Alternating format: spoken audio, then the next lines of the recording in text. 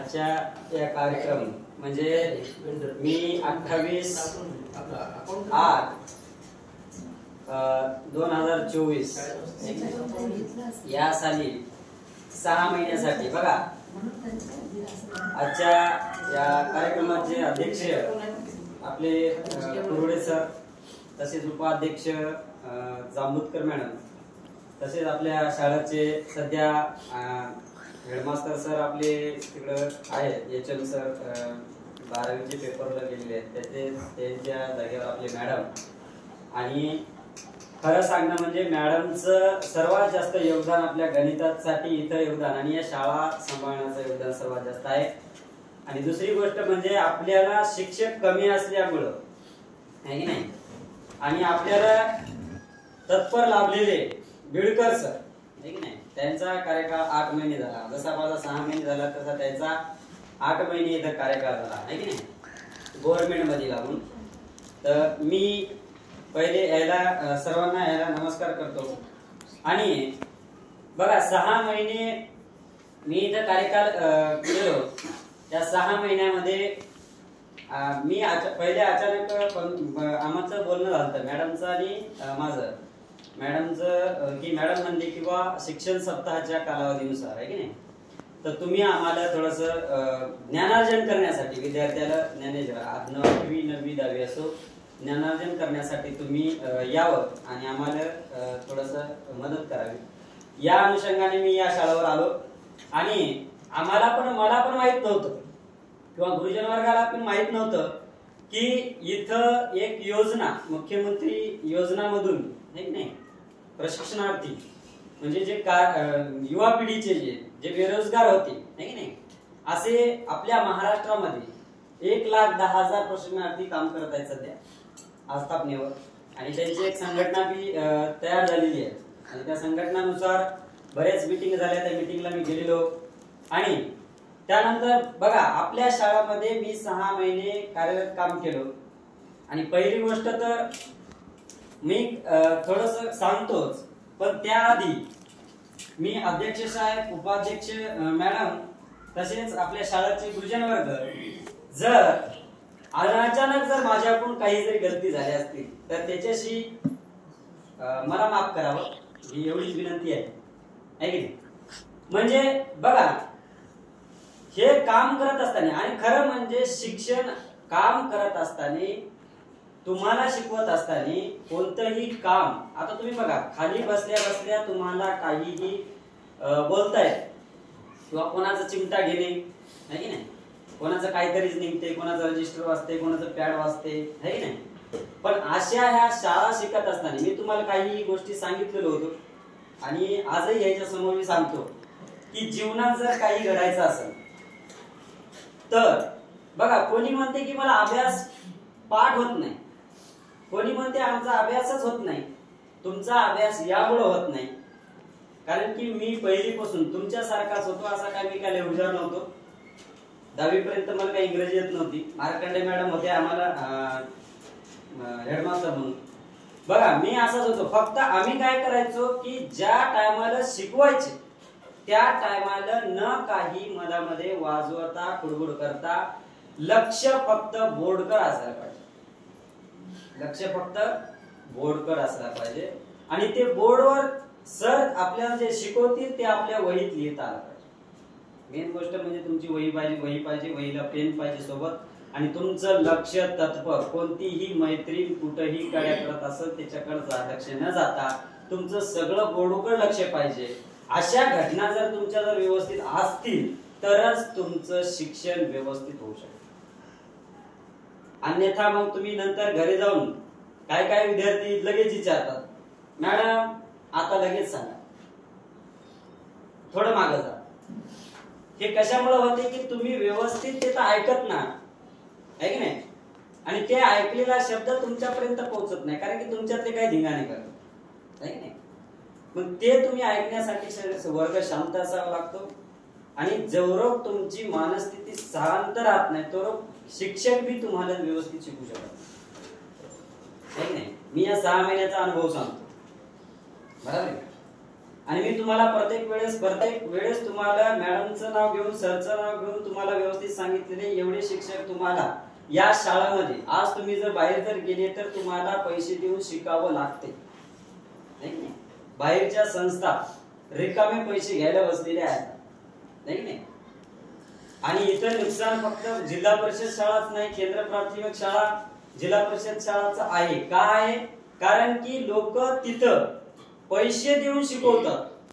म्हणजे विचार करा, तुमचा जाण्या येण्याचा टाइम वेस्ट होतो, तिथं तुमचा पैशाचा टाइम वेस्ट होतो. म्हणजे बघा, मी पहिले काल का परवाच्या दिवशी सांगितलं की तुमच्या जीवनामध्ये तुम्हाला सुधारण्यासाठी फक्त 3 माणसं काम करायचे. किती?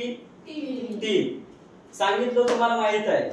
एक तुमची पहिले गुरु म्हणजे तुमची आई, बरोबर, आणि दुसरा बाबा, आणि तिसरा गुरु म्हणजे तुमचा शिक्षक. हे 3 माणसं तुमच्या जीवनासाठी झटत आहेत, रात्रंदिवस झटत आहेत.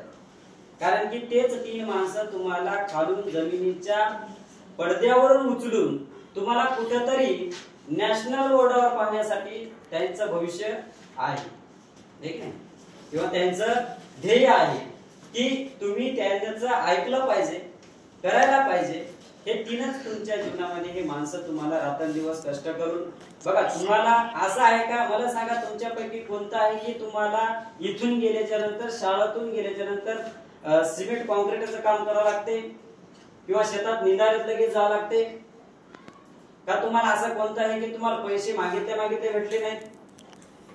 मला तर नाही वाटत, नाही? मला तर आतापर्यंत तुमचाच नाही, 9वीचा वर्ग असो, 10वीचा वर्ग असो, आज मी 10वीचा वर्ग बघलो, 9वीचा वर्ग बघलोय की नाही, आणि तुमचा वर्ग पाहत आहोत.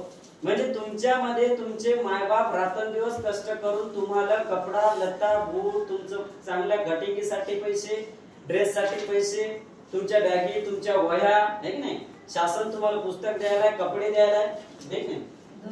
म्हणजे एवढं तुम्हाला देऊन, आहे की नाही, एवढं तुम्हाला देऊन तुम्ही काय करायले की आपण घरी गेले की दप्तर फेकून देणे, आणि परत दुसऱ्या दिवशी जर एखादा जर प्रश्न, इतकं चांगलं शिकून बी, जीव तोडून शिकून बी, दुसऱ्या दिवशी तुम्हाला जर एक प्रश्न विचारला तर तुम्ही असं पाहता. मागचाच प्रश्न आहे, मी 8वीचा पेपर घेताना तुम्हाला काय म्हणलो होतो, 5-10 मिनिटं तुम्हाला एकही पुस्तक काढायचं नाही, बिलकुल पुस्तक काढायचं नाही. काय केलं सगळ्यांना? कारण की मी लपून ठेवत नसतो काहीच, आणि माझ्या तोंडातून लपून राहतच नाही. मी आतापर्यंत लहानपणापासून स्वतःच्या जीवावर आलेलो, आणि स्वतःच्या जीवावर इथपर्यंत कष्ट करून इथपर्यंत याच शाळेत शिकलेलो, आहे की नाही. त्या दिवशी बिडकर सरला विचारा, क्षीरसागर सर भेटले होते. क्षीरसागर सर म्हणले की तुम्ही आता मुख्यमंत्री योजनावर रुजू झालेला आणि तुम्ही मिळून, आहे की नाही, माझं बी म्हणणं आहे, मी बी तत्पर राहणार या शाळेचं विद्यार्थी वाढवण्यासाठी. आणि मॅडमचं तर सहकार्य आहे, माझंही सहकार्य तुमच्यासोबत आहे. आणि अध्यक्ष आणि उपाध्यक्ष साहेबांनी या दोघांना मी सांगतो की तुमचं बी सहकार्य आणि माझं सहकार्य मिळून या शाळावर आपले विद्यार्थी वाढवण्याचा प्रयत्न करू. आणि यांच्या कुठं चुका होत असतील, आहे की नाही, शालेय शिक्षण समिती नेमलेलीच आहे, त्यांचे सदस्य बी चांगले आहेत, अध्यक्ष बी चांगले आहेत, आणि याच्यामुळे काय होणार तर सगळे व्यवस्थित आपली शाळा चालवण्याचा प्रयत्न सुरू राहील. म्हणजे का, बघा, आजकाल तुम्ही बाहेर गावी शिकायले मुलं, बऱ्याच जणांच्या कानावर असं, शाळेत बाहेर जाणारे कळंदरीचे पोरं आज कोण्या पद्धतीत दुकारपणा करतायत, कुठं काय करतायत, कोण्या बस स्टँडला हिंडतायत, क्लासच्या नावावर चालले, कुठं हिंडायलेत, आहे की नाही. आज प्रत्येक आपल्या जे मायबाप पैशाच्या मागे लागले त्यांना लेखायत. म्हणजे खरी संपत्ती म्हणजे आपण मुलं आहे. कोण आहे खरी संपत्ती? ही मुलं आहे. पैसा ही सर्वस्व नाही, पैसा ही सर्वस्व नाहीये. पण आज एवढं म्हणजे थोडस लोकांचं ध्यान विस्कळीत झालेलं आहे पैशासाठी. पैसा तर कमवावा लागतोच, मान्य आहे, पण त्या पैशाबरोबर तुम्हाला संस्कार देण्याचं काम हे मायबापाचं आहे की नाही. कोणाचं आहे? मायबापाचं आहे.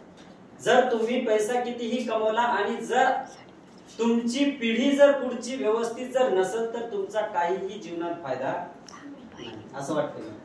एक्सरसाइज करावे असं मला वाटते. त्यानंतर अजून एक गोष्ट म्हणजे या शाळांमध्ये मी बघा शिकवत असताना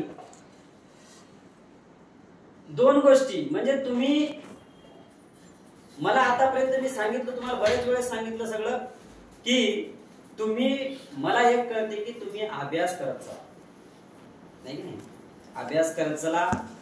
आणि एक मेन गोष्ट म्हणजे तुमच्यात एक सामर्थ्य आणा की तुम्ही काय करता. एक गोष्ट लक्षात ठेवतो आणि एवढं ध्यानात आहे की तुम्ही लगेच तुम्हाला एखाद्या शिक्षकानं किंवा मग तुमच्या शेजारचा कोणी असो त्याच्यावर रागावले असतील बोलले असतील नाही की नाही किंवा काहीतरी समजा झाला असं लगेच शिक्षक तुम्हाला बोलले असतील तर तुम्ही प्रत्युत्तर देण्याचं काम हे तुमचं नाही. एवढा गुण मात्र तुम्ही आखाडा नाही की नाही. तुम्हाला जीवनात कधी फिरून बोलायचं नाही प्रत्युत्तर द्यायचं नाही. असं प्रत्युत्तर तुमचं लगेच उत्तर तुमचं नसलं पाहिजे. आता शिक्षकानं कोणाला जर असे मारलं तर ते रागावून पाहतात रागावून पाहायचं नाही. आम्हाला तुम्हाला सांगतो मी आमच्या काळात आणि मोठ्या मामाची मुलगी आमच्यासोबतच होती नाही की नाही सुजाता. आमची टीम अशी होती की आम्हाला क्षीरसागर सरनं असं पोटात धरून जरी पिळलं मोठ्यानं तरीही फक्त डोळ्यात पाणी यायचं पण शब्द तोंडातून निघायचाच नाही. अशी आदरयुक्त भीती त्या काळात होतीच. हिंमत नव्हती. लासण्याला होते जामकर नावाचे जामकर सर होते तर जामकर सर इथं धरायचे पोरं सांगतो हे बघ इथं धरायचं इथं धरून अशी पिळत होते इथं धरून तिथं ती तसं करायला